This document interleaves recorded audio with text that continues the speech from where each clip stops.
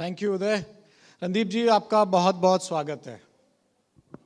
बहुत शुक्रिया और आपके सब दर्शकों को भी मेरी बहुत शुभकामनाएं।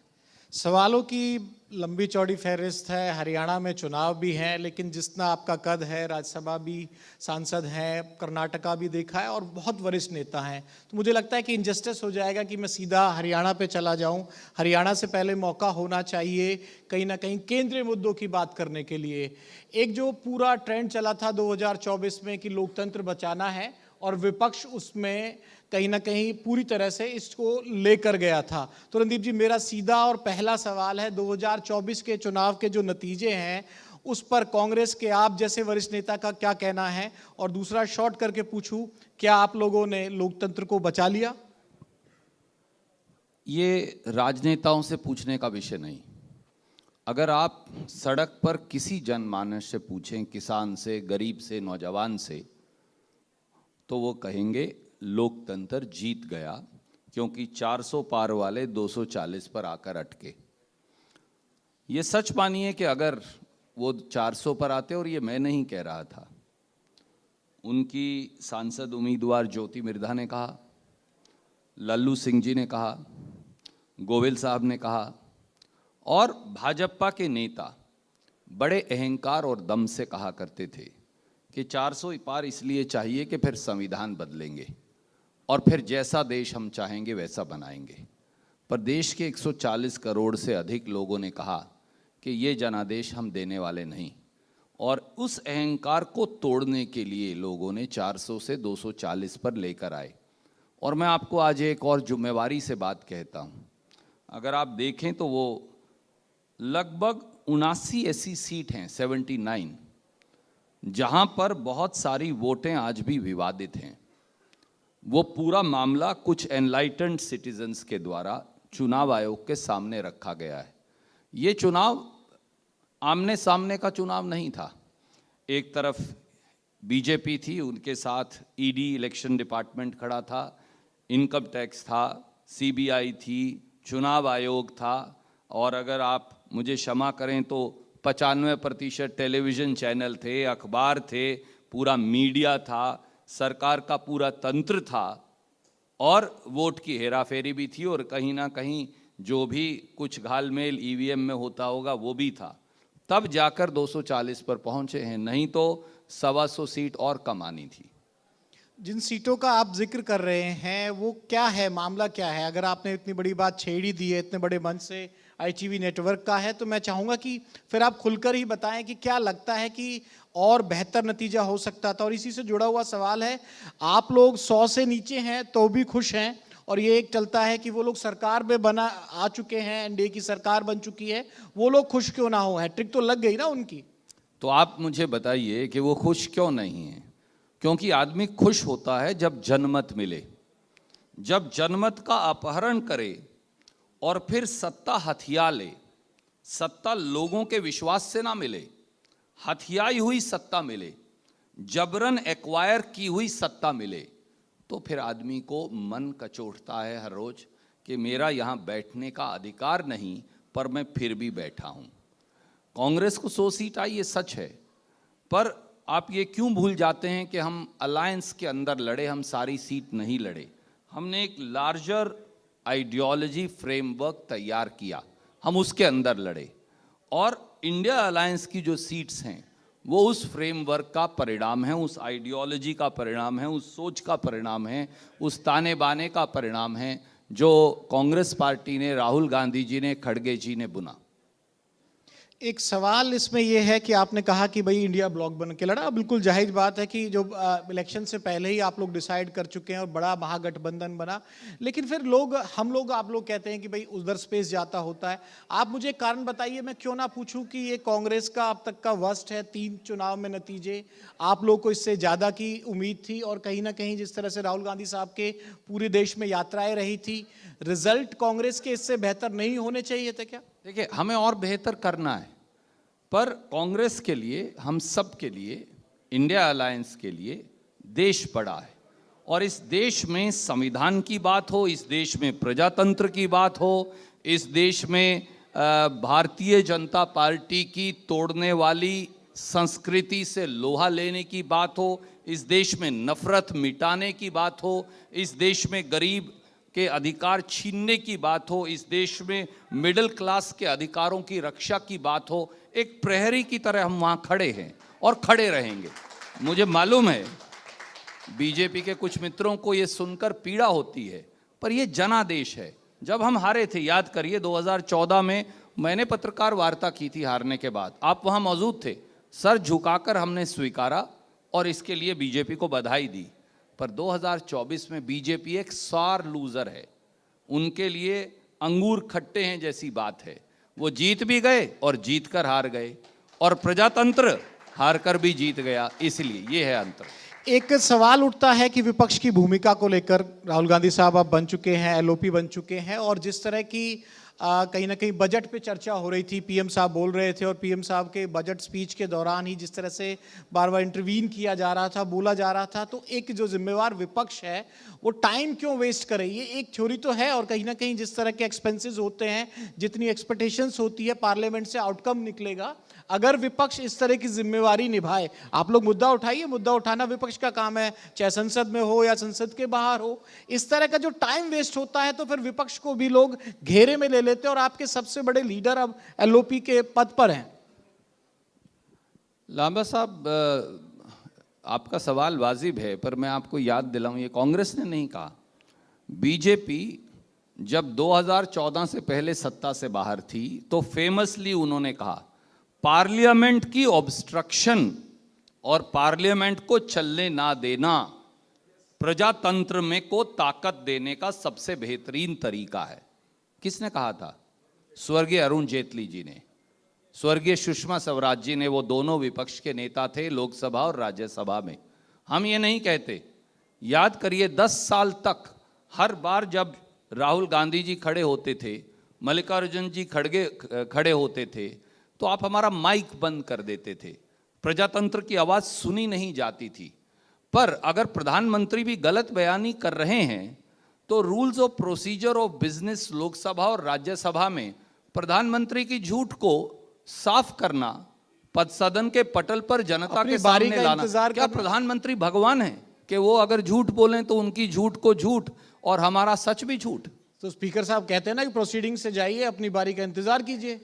देखिए आदरणीय मित्र, किस प्रकार का व्यवहार वहाँ है, किस प्रकार का आचरण है, किस प्रकार का पक्षपात है, किस प्रकार का दुराग्रह है लोकसभा के अंदर, उससे आप वाकिफ हैं। आपका कैमरा ना दिखाए पर आपका मन जरूर देखता है। कई बार कैमरा घूम जाता है पर जो पत्रकार मित्र हैं उनका मन उसे देख लेता है। आप लोग ईडी की बात करते हैं तो रणदीप जी, एक चीज तो है, मेरे को भी 20 साल करीब करीब हो चुके हैं। सीबीआई को भी तो वो तोता कहा जाता था जो सरकारी तोता है। सीबीआई उस समय बदनाम थी यूपीए 1 यूपीए 2 में, अब ईडी बदनाम है। देखिए मैं आपसे एक बात पूछता हूं, मुझसे कोई एक गलती हो गई, मैंने कुछ सही नहीं किया, लोगों ने मुझे उसकी सजा दे दी, हमें 2014 में बाहर कर दिया, पर क्या आपको लाइसेंस दे दिया कि आप उससे दुगना गलत करोगे? क्या ये इस बात का लाइसेंस है? तो जुडिशरी है ना, ईडी के जो केसेस होते हैं, जो इसमें कई लोगों को जमानत भी हुई है। लांबा जी, आप ये भूल गए कि इस देश में 75 वर्ष में पहली बार 2 चुने हुए मुख्यमंत्रियों को जेल की सलाखों के पीछे रखा गया। एक जेल से बाहर है, एक अभी भी जेल के अंदर है। तो उनकी जो जुडिशन है, जो पूरी तरह से जो हाई कोर्ट को उनको जमानत या सुप्रीम कोर्ट को जमानत देनी पड़ी। क्या कभी पहले ऐसा हुआ? क्या कभी पहले ऐसा हुआ कि विपक्ष के जितनी सरकारें और हर नेता हैं उन पर हर रोज रेड डाली जाती है?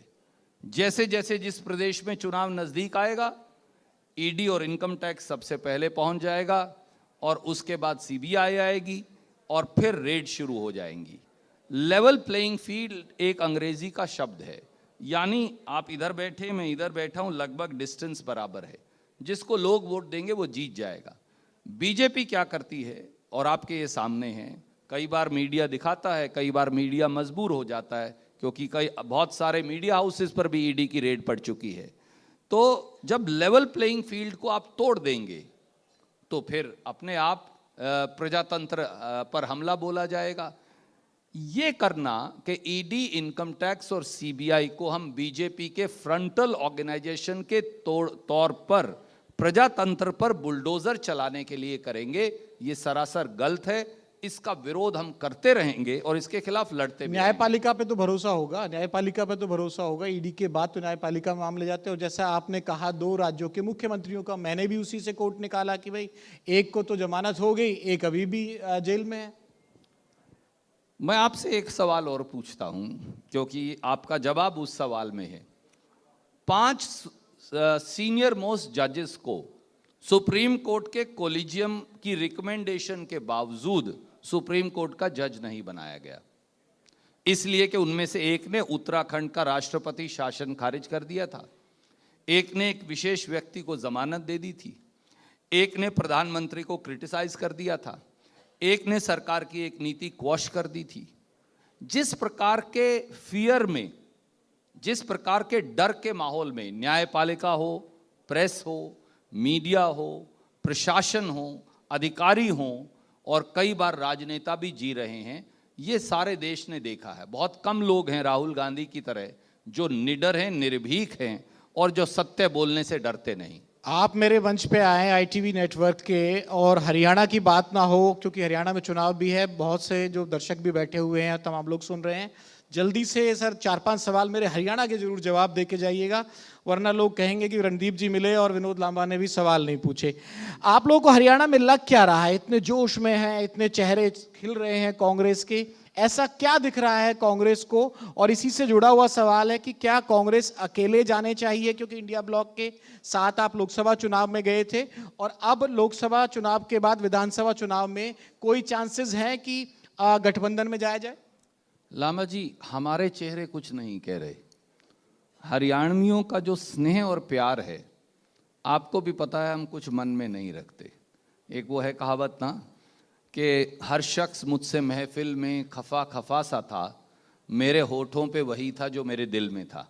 हरियाणा का व्यक्ति दिल मन के अंदर छुपा कर कुछ रखता नहीं। वो क्या है हरियाणा के दिल में? मैं आपके जवाब से सुनना चाहूंगा। हरियाणा के दिल में साफ लिख दिया है उन्होंने, जो चेहरे पढ़े जा सकते हैं, करेंगे प्रभु, पर चेहरों पर लिखा है कि कांग्रेस जो है वो 70+ सीट की ओर अग्रसर है हरियाणा के लोगों के आशीर्वाद। 70+ का आप दावा कर रहे हैं? 46 और 44 का रेशो रहा, और वोटिंग परसेंटेज, क्योंकि पूरा चुनाव मैंने भी कवर किया, कैछल में भी मुलाकात आपसे हुई थी, 1.5% का डिफरेंस है। आप इतनी बड़ी पार्टी को रूल आउट कर कैसे सकते हैं? उन लोगों की भी तैयारी है, 1.5% का डिफरेंस है, 46 और 44 का रेशो। उसमें से भी आम आदमी पार्टी दावा करती कि 4 विधानसभा सीटों पर उनकी वजह से इंडिया ब्लॉक को लीड मिली थी।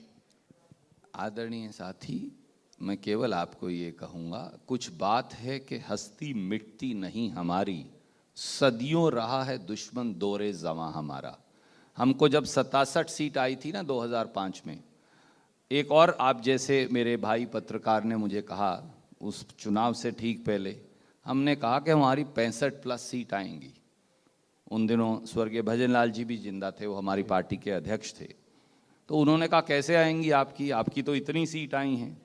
तो मैंने कहा लोकसभा का एक परिणाम है, विधानसभा का एक परिणाम है। हरियाणा के लोग जब फैसला करते हैं तो वो एक तरफ फैसला करते हैं। आपने सुना है ना, 100 सुनार की 1 लुहार की, वो एक ही मारते हैं। किसी की जरूरत नहीं है आम आदमी पार्टी की किसी गठबंधन की, क्योंकि एक और गठबंधन हो चुका है हरियाणा में। देखिए, गठबंधन का निर्णय पार्टी करेगी, उसके लिए मैं तो एक कार्यकर्ता हूं, अधिकृत नहीं। तो जो पार्टी के महासचिव हैं वो पार्टी के अध्यक्ष जी के साथ बैठकर सब लोगों से राय करके फिर निर्णय। सेशन खत्म होने को है और ये नाइंसाफी हो जाएगी कि एसआरके की बात करूं, और एसआरबी जो अब बन चुका है वो मैं आपसे पूछे बिना तो छोड़ूंगा नहीं आपको। बिल्कुल मत छोड़िए। एसआरके में से किरण जी चली गई, अब वीरेंद्र जी आ गए हैं। लोगों को, हरियाणा की जनता को इंतजार है कि रणदीप जी कौन सी पदयात्रा में जाएंगे। 2 पदयात्रा हरियाणा में चल रही है, एक में दीपेंद्र चल रहे हैं, एक में शैलजा चल रही है। देखिए, कुमारी शैलजा जी एक वरिष्ठ नेता हैं। वो कांग्रेस की मजबूती का एक कार्यक्रम हमने शुरू किया था लोकसभा के चुनाव से पहले। लोकसभा जब चुनाव आए उसको हमने थोड़ी देर के लिए रोक दिया था। उसका अच्छा नतीजा भी आया। जहाँ जहाँ से वो यात्रा गई है आप देखिए वहाँ से कांग्रेस जीत कर आई है। ना वो शैलजा जी की यात्रा है, ना वो रणदीप की यात्रा है, वो कांग्रेस की यात्रा है। और एक बार फिर हमने अब शुरुआत की है शहरी क्षेत्रों में और मजबूती के लिए। मुझे ये विश्वास है कि हमें इस बार और मजबूती उससे मिलेगी और कांग्रेस को 70+ सीट तक ले जाने में और ज़्यादा हम कामयाब आप होंगे। जाएंगे यात्रा में? बिल्कुल जाऊंगा, क्यों नहीं जाऊंगा। दोनों पद यात्रा में? देखिए, जो मुझे बुलाता है मैं जाता हूँ, तो मैं ज़रूर जाऊंगा। शैलजा जी और मैंने ये यात्रा शुरू की है और अभी अम्बाला में हमने उसकी शुरुआत की है। कई कार्यक्रम हैं, मैं कैथल और जींद के अंदर अपना काम कर रहा हूँ, वो उस तरफ काम कर रही हैं और धीरे धीरे ये कारवां जुड़ता जाएगा। शुक्रिया हमसे बातचीत करने के लिए, आईटीवी नेटवर्क मंच पे आने के लिए। और मुझे लगता है कि इतने बेबाक सवालों के जवाब जो पूछने चाहिए थे मुझे पूछे भी हैं, वरना आपको भी मजा नहीं आता, इंटरव्यू अधूरा रह जाता। ओवर टू यू उदय। बहुत बहुत शुक्रिया विनोद और बहुत बहुत शुक्रिया रणदीप सुरजेवाला जी, आपने समय निकाला और आप इंडिया न्यूज़ मंच पे आए और हरियाणा पे आपने विस्तार में बातचीत की। हम शीघ्र गति से बढ़ेंगे आगे और एक